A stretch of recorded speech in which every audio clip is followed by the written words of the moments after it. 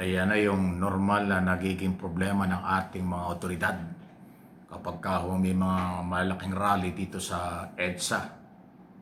Dahil yung traffic, yan ay problema ng Metro Manila Development Authority at saka ng ating kapulisan.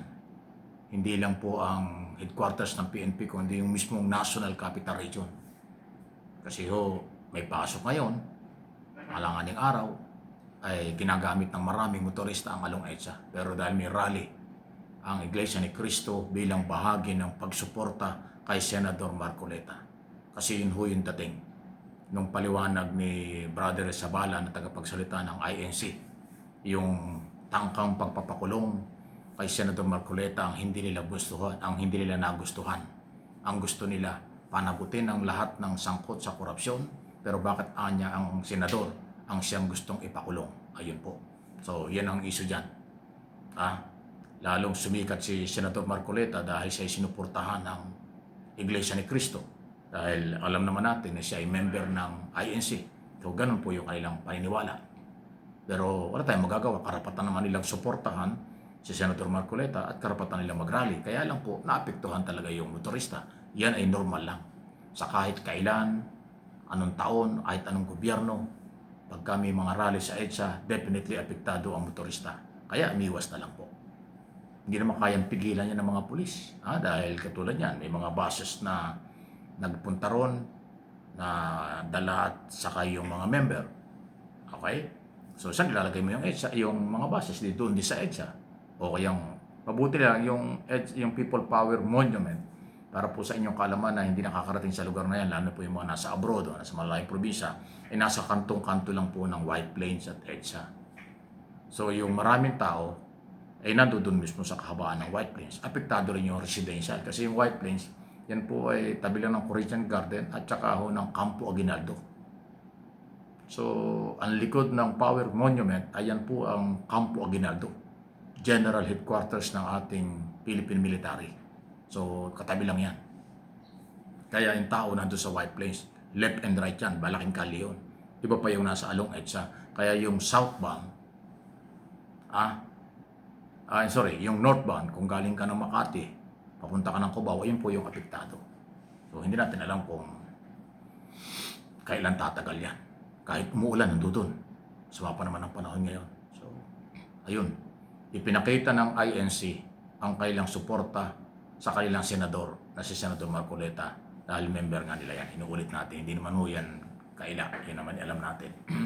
Doon sa tangkang pagpapakulong. Kasi nga kung yung mga gunita, nag-press conference si Boying Rimulya, kababalik lang galing sa kanyang biyahe sa New York, sa United Nations, tungkol sa, nag-speech doon tungkol sa corruption sa Pilipinas. Pag-uwi rito, ayan, anytime daw, this week, ngayon linggong ito, ipapay yung kaso laban kay Senator Marcoleta at plunder, so unbailable yan. Yun. So, itutuloy kaya ng ombudsman? Yan ang tanong ngayon, yan ang ating aabangan. Kayang ituloy ba ng ombudsman ang kailang kaso laban kay Senator Marcoleta? Or matatakot sila, ititigil nila ito? Yun ang malaking hamon. So, pero, di ba, may batas at saka meron sinasabing ebidensya. Di ba? Kung merong ebidensya laban sa involved sa graft and corruption, ay dapat kasuhan at ipakulong. Lahat ng iniimbestigahan, pag may ebidensya, kasuhan. After all, pag ikaw naman kinasuhan, hindi naman ibig sabihin guilty na eh. Dahil pag nadala sa korte yan, yun ang tamang proseso. Merong due process. Bibigyan ng pagkakataon ng husgado, ang akusado at complainant na i-justify yung kanilang katwiran at argumento. Yun ang rule of law, dalhin sa korte. Ay mas maganda yun, di ba? Kung kasuhan kayo, sa korte kayo magtalo. Hindi sa social media, hindi sa kung ano. Pero gano'n pa man, ito ay bahagi ng malaya at karapatan ng INC na sila ay maghayag ng suporta para sa kay Senador Marcoleta na siyang iso ngayon. Nakaresist pa naman ang Kongreso ngayong linggong ito. Sila ay magre-resume sa Monday pa, July 6. So, ayan, ang kabang-abang. Naging tatlong issue na ito. Yung issue ng graft and corruption sa flood control, issue ng corruption sa di umano'y pagtanggap na 75 million na donation ni Senador Marcoleta mula sa kanyang mga kaibigan, At yung pangatlong, isa pa rin hong talagang dapat matuloy para malaman kung ano nangyari, impeachment laban sa pangalawang Pangulo. Ito yung masasalimuot. Natabunan na ang development. Natabunan na ang magagandang balita sa ating bansa at kaunlaran ng ating bansa. Natabunan na ng maingay sa isyu ng korupsyon. Again, yan ang epekto ng mabagal na justice sa ating bansa.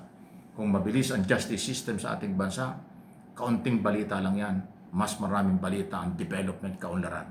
Problema ho sa sobrang bagal ng paghanap ng katarungan, natatabunan ng iba, natatabunan ng ibang isyu. Pero ang tanong, sino nga ba ang mabagal? Ang batas ay hindi mahina, malalakas ang ating batas. Nandyan yung graft in corruption, anti-graft law, nandyan ang plunder law, nandyan yung mga batas tungkol sa malversation of public fund, di ba? Nandyan ang batas tungkol sa betrayal of public trust, ay di ba? Lahat ng batas nandyan. Ang problema talaga, implementation. Super bagal.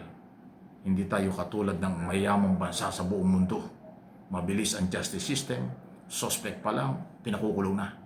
Tapos sa korte na magpaliwanag, nahahatulan at nakukulong kahit sino.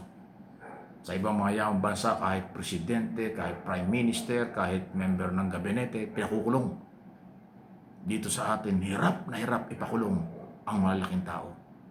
Dito sa Pilipinas, ayaw ipakulong ang malalaking tao. Yan ang masakit. Kaya, tama lang magsalita ang mamamayan. Tawagan ang pansin, i-call out ang gobyerno, i-call out ang mga otoridad na ipatupad ang batas ng pantay-pantay. Kahit sino tamaan, lalo na ho sa pagnanakaw sa pera ng mamamayang Pilipino. Ayun po yun di ba?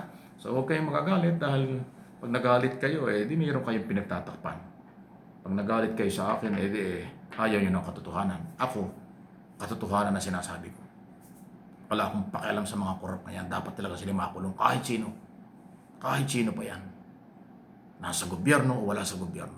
Congressman o senador o taga-Malacanang, taga-cabinet secretary o taga-executive department, makulong kung mayroong sapat na basihan. Bakit natin pagtatakpan yung mga yan? Tayo ang pinagnakawan. Ang magtatakip sa katotohanan, walang paninindigan. Ang magtatakip sa katotohanan, ay hindi alam ang kanyang obligasyon bilang tao, bilang Pilipino. Basta pera ng bayan, lahat ng Pilipino ay dapat maging complainant, magreklamo laban sa abuso, laban sa kurakot, laban sa mga tiwaling taga-gobyerno.